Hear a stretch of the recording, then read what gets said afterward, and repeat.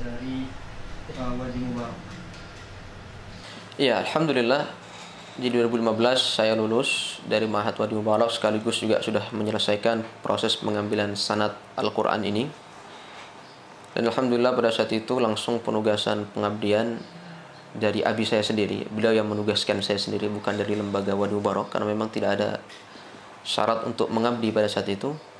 Saya ditugaskan untuk mengabdi di Ma'had Al-Burhan Hidayatullah Semarang. 7 bulan di sana, di Semarang. Kemudian dilanjutkan untuk mengabdi di Pondok Pesantren Darul Hijrah 2 Pandaan, ya, di Pasuruan, Jawa Timur, sampai tahun 2018. Kemudian ba'da Ramadan ada penugasan lagi, ya, untuk menuntut ilmu ke Sudan pada saat itu. Lalu mungkin bisa menceritakan sedikit kisahnya bisa ke Mekah untuk daurah Al-Quran. Nah, ya, taib. Jadi dulu alhamdulillah pada tahun 2014 setelah saya hatam, saya mendapatkan kesempatan untuk bisa mengikuti salah satu daurah di Mekah pada saat itu bersama kawan-kawan dari Ma'had Wadi Mubarak. Ya, jadi di situ Ma'had mengadakan kerjasama dengan salah satu lembaga di sana untuk mengadakan daurah Al-Quran.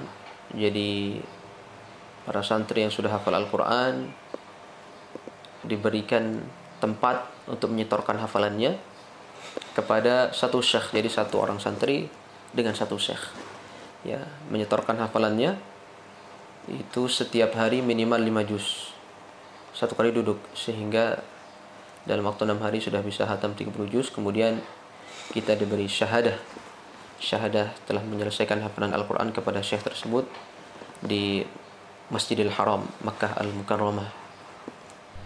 Lalu bagaimana kok bisa sampai ke Gunung Tembak untuk menjadi imam selama bulan Ramadan? Ya, taib. Memang juga panjang sebenarnya.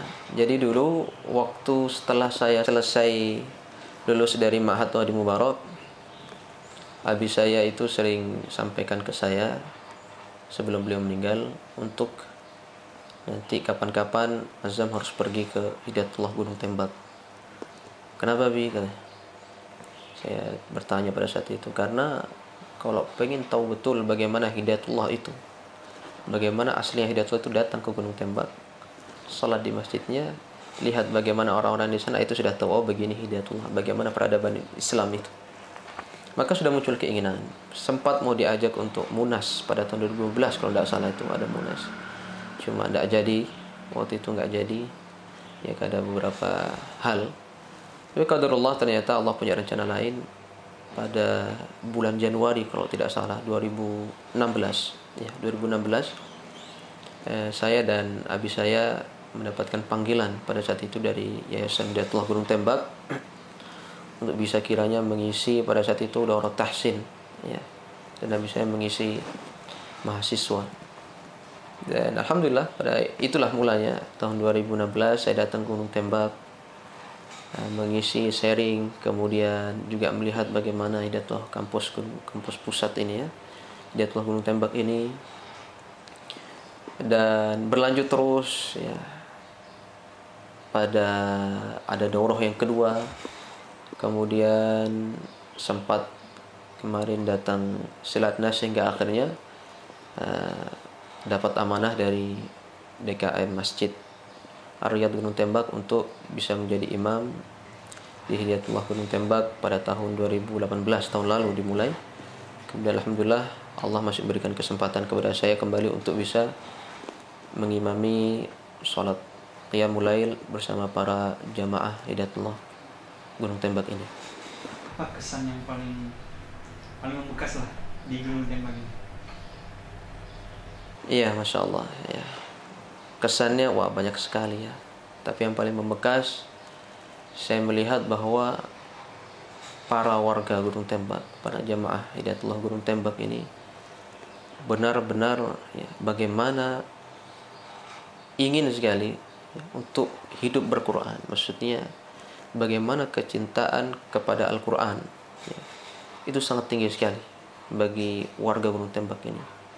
Bagaimana mereka menjadikan Al-Quran ini benar-benar sebagai pedoman hidup.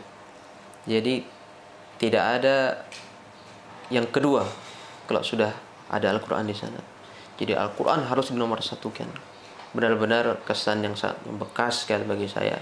Dan itulah yang membuat saya tidak ragu andai kata diberikan amanah kemarin untuk menjadi imam Ramadan di sini, karena memang saya merasakan bagaimana lingkungan, bagaimana bi'ah yang sangat menyenangkan bisa hidup bersama orang-orang yang taat beribadah, yang orang-orang yang rajin membaca Al-Quran, benar-benar di bi'ah lingkungan orang-orang baik.